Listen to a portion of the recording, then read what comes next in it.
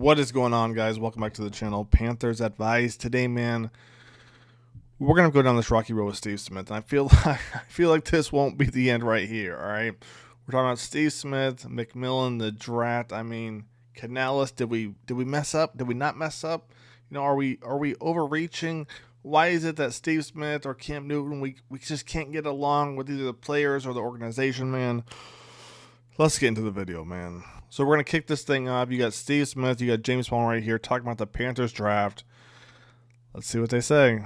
This was a surprise because a lot of people thought defense. And I think Evero might be getting a little frustrated there in Tampa and bro, Charlotte. You can. You guys got no players, but... See, I thought James did a good job with this interview. Just right there was the only one where I felt like he messed up at, right? He sounded kind of mainstream type, right? And what do I mean by that is, you know, he's talking about Evero's probably frustrated they didn't go first round pick defense.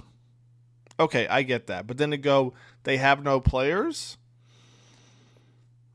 I don't know about that. You know, I don't know about that. I go secondary, you go J.C. Horn.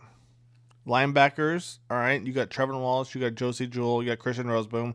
Not great. So right there, he might have a point. Okay, what about safeties? You got Damani, which a lot of Panthers fan base seems to like, right?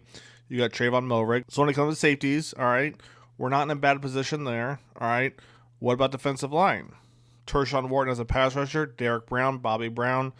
You got DJ Wanham, who had a pretty good year considering how bad everyone else was on the defensive line. Patrick Jones, Clowney potentially going to play less, which could produce more.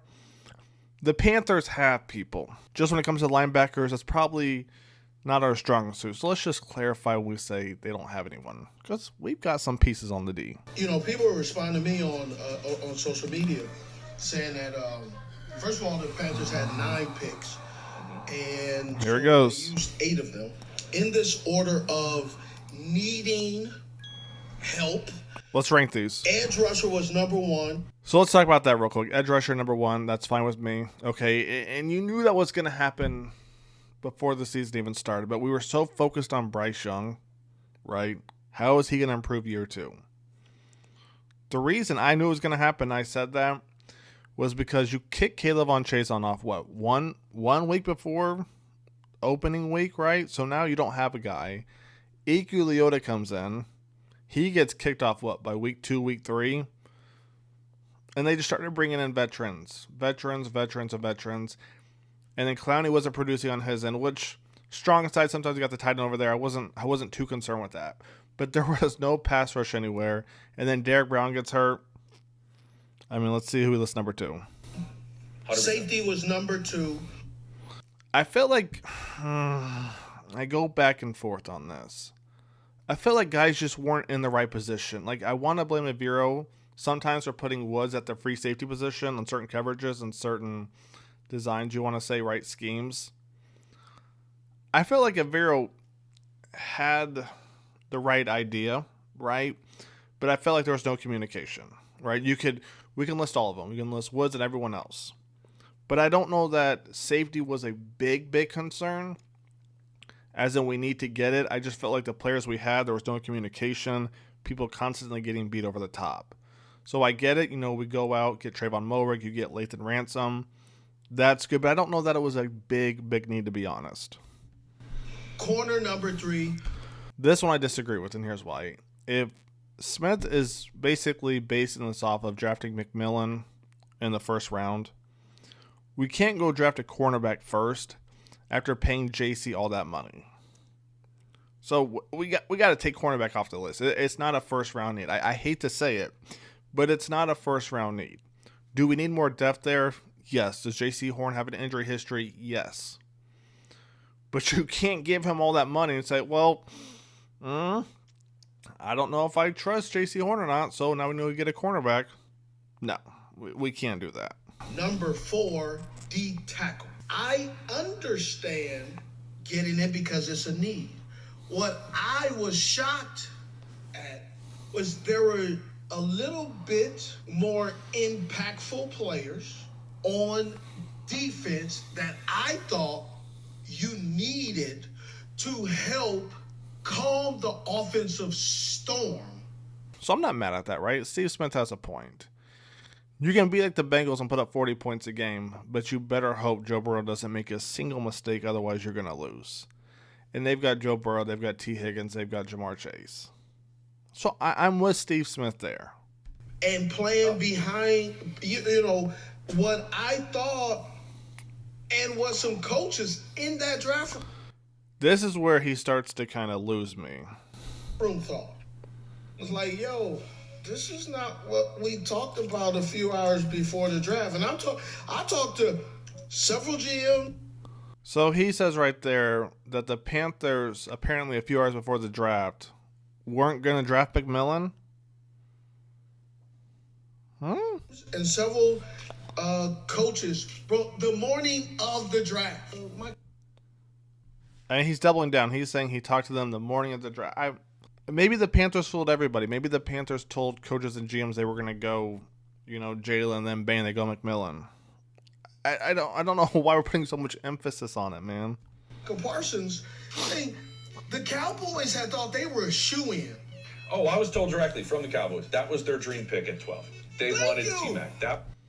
If that's the case, then I think, hats off to the Panthers, right, for fooling everybody. If that's the case, why are we not applauding them for, was McMillan my number one guy? No, but if they fooled everybody into thinking they were going to draft Jalen Walker, Mason Graham, Tyler Warren, whoever it may be, if they fooled everybody, that's what I want.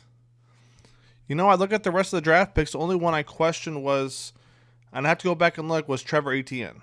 I get it, right? Because Brooks, you don't know for sure. I felt like potentially go free safety there, but that's the only one I question. Everything else, from the tight end, right, to the nose tackle, I loved it all. So if they fooled everybody with that first round pick, right, and I thought last year they did pretty good with their draft too. I thought they reached on Jonathan Brooks. I thought they reached on the get a little bit. But after that, bam, they hit. And, go back to this year. Trevor Etienne was really my only question mark. Yeah, McMillan wasn't my number one choice. Was he top 3? Yeah, I think he was top 3, to be honest with you. So I'm not going to complain over that. I feel like there's got to be something underlying with Steve and McMillan, man. That was their dream pick at 12. That was where they were going to. They assumed that some of these teams before them, the Saints, they needed a corner, they needed a quarterback. They needed a tackle, and they went there. The Panthers, they needed an end safety corner. Jaguars needed a D tackle, but they did some funky. I don't know why I keep saying the Panthers need a corner, man. You don't give J.C. Horn a fat contract and go draft a corner with that. You don't do that. Stuff. The Patriots needed an O-lineman. It threw me off because now you got some good picks later in the round, some what they call value picks. But when you're looking at this defense who gave up a ton of points, you don't really want to add value picks. Bruh, value pick? I mean, really, Steve, value picks?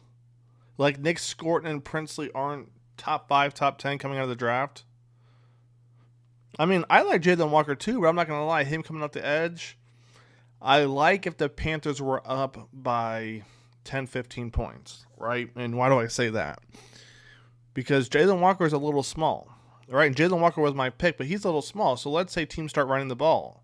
We're right back to square one potentially. I don't know how Jalen would do against the run, especially playing the edge. But we're potentially right back to square one. I mean, there was James Pierce Jr., who I wasn't high on, but I can understand why people were. Getting Princely and Nick, to me, were huge. And I would have more sympathy towards Steve's case if he would talk about inside linebackers. Because as I look now, we got Trevin, Josie, Claude, and Christian Roseboom. We need more depth at that position. I think Josie Jewell, next year, he'll be 30 if he's not already. Claude's not bad, but you need more depth at that position, right? So let me get off my ranting horse. Let's keep it going. You want to add game changers. Yeah. And you had an opportunity to do that. Correct. And is T-Mac a game changer? Here's my answer to that. Like I stated, at the college level, he changed the game. He did a great job. And So just say yes, he's a game. Like, why? I'm on it. I've never met the young man personally, so I have no ill will towards him. I don't dislike him, and I don't like him. Meaning, I haven't met him to give you a fair. Let me put this out there before I forget. I get it, Steve Smith, when he's working with Underdog right here. This is his YouTube channel. I get all that, right? So he's not working for the Panthers. Fine. But it feels like certain Panthers players or whatever it may be, to me, it's like, bro, just show them some love. Even if they don't show you love back, let's say you hit them up, they don't show you love back, right? It is what it is. When you're a young guy, you make it into the NFL, maybe you got a little bit of an ego. I think you have to sometimes to make it this far, right? Just show some love, man. I mean, Their assessment, all I can do is look at his film and evaluate him as his film. I don't know him personally. Obviously, he's going to be here in Charlotte, so I will get to know him if we choose to have that relationship. If we don't, oh well. No, Steve, come on, man. We both know you want a relationship with McMillan. Everyone knows that. We all know that, man. Maybe he thinks there won't be a relationship with McMillan. That's why he's a little frustrated. I thought was interesting is when I break down that receiver room, you have Adam Thielen, possession receiver. Check. Jalen Coker, possession receiver. Check. I guess David Moore's a speed guy. And I just looked at the numbers. Adam Thielen, 12.8 yards per reception. All right, after a catch. David Moore, 11. Okay, so Steve, what? Maybe he's a speed guy. What would you say he's a speed guy? Yeah. It's more that than possession receiver. What do you guys think David Moore is? Is speed over possession? Yeah, go ahead. Okay. Xavier Legette. Oh, here we go. What would you consider him? Work in progress? Perfect answer. Just leave it there. Leave it there. Please don't touch it. Please just say perfect. Thank you. So work in progress means technically right now, possession. Here's why I'm going to completely disagree with him. When did Xavier drop all his balls, right? Is when he was supposed to be a possession receiver. When did he catch all of them? The drag routes, right? The crosser routes, a post, corner, whatever it may be, a go route, right? Run that 9. That's when he caught all of his. And how did he get open during those? The drag route, the cross route was speed. The post route, speed, right? His route running isn't great, which we all know that, right? The go route, it's simply just speed. Is that fair? Yeah, totally. You go and get in the 6th round with the 208th overall pick, Jimmy Horn, which is speed. But prior to 208th in the 6th round, you drafted what you already had in the room. I'm so confused. He wanted speed earlier. Steve, you're killing me, dude. I don't understand where you're going with this argument. When you have a Matthew Golden with speed. These are a couple thoughts I had. They weren't really in on T-Mac, to my understanding, until later in the process, which is kind of interesting. The interview, the visit there didn't go great, to my understanding.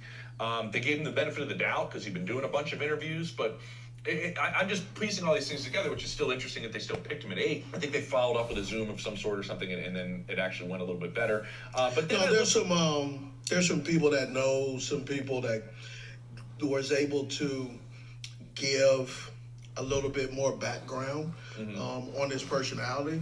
You know, when you want a kid, you can convince yourself. And the other part that I do think about, and I go, what did some other teams with young quarterbacks do? The Patriots loaded up on everything to help out Drake May. Good point right there. Did a whole bunch to try to help out Caleb Williams. When Caleb Williams first got there, they had DJ Moore, Keenan Allen, they drafted Roma Dunze. I'm forgetting the back that they had. A nice tight end, Cole Kmet, if he's still with the Bears, if I'm not mistaken. Caleb Williams was loaded when he went to the Bears. Maybe this isn't the worst thing in the world to try to load up and help out Bryce Young as much as you can. And James hits it on the head right there, right? Why not go get a playmaker for Bryce Young? Steve Smith is going back and forth this whole argument, conversation, whatever you want to say, if you think about it, right? Because he's like, why didn't the Panthers go get Golden? Well, why did the Panthers get an edge rusher? I'm really starting to think that him and McMillan, they ain't vibing, right? Because at the first part of this video, I think we're about done. Yeah, we're about done 5 minutes in. The first part was they needed an edge rusher. They needed a DB, a safety, a defensive tackle. Now it's why did they go get Matthew Golden, an actual playmaker? I'm just saying. They saw, I think, a little bit of a turn of corner for Bryce Young. I think we all did in the back end of the season, all did. And which was really fun to watch. And maybe you go out there and you do help your young quarterback. James hit on the head right there. Just go help your young quarterback out. I don't understand why Steve isn't on board with this. And I guess with McMillan and Steve, I wish Steve would give me more of an analytic approach as to why he's not the biggest fan of McMillan, right? Because if you say he was a playmaker in college, but I don't know if he'll be in the NFL, it's kind of taking a shot at him, especially if he goes to the Panthers, right? Then if you go like this, I don't not like him, but I don't really like him because I don't really know him. It's like, bro, what's going on? Like, give me something. Does he struggle against the press? Does he struggle against zone? Does he struggle against man? Like, what's really going on there? Give me something as an all-time great receiver, right?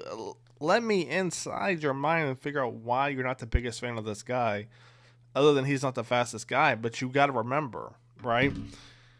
Patrick Mahomes, when they won the Super Bowl, under 300 yards. I mean, look at the teams. Look who's winning the Super Bowl. It's not teams going pass heavy. It's not, right? These teams are throwing for under 300 yards consistently. Andy Dalton comes in, week 3? Throws for 300 yards. To me, that was nothing, but it was the first time it happened in the NFL season. Teams aren't throwing deep anymore.